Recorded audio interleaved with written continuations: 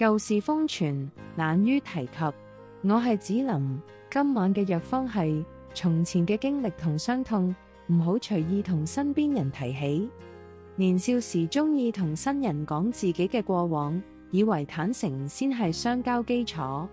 後來發現，好多人只會將你嘅舊事當閒談，甚至拿你從前嘅經歷作為話柄，慢慢將所有往事封存心底，唔主動提及，亦唔隨意向陌生人坦白。過往嘅酸甜苦辣只屬於自己，不必強求旁人明白。成年人學會將舊事收起，唔再隨意訴說。難道將從前全盤托出，只會淪為旁人茶餘飯後嘅話題？我係子琳，封存舊事，謹慎言談，點個訂閱，願你從此百毒不侵。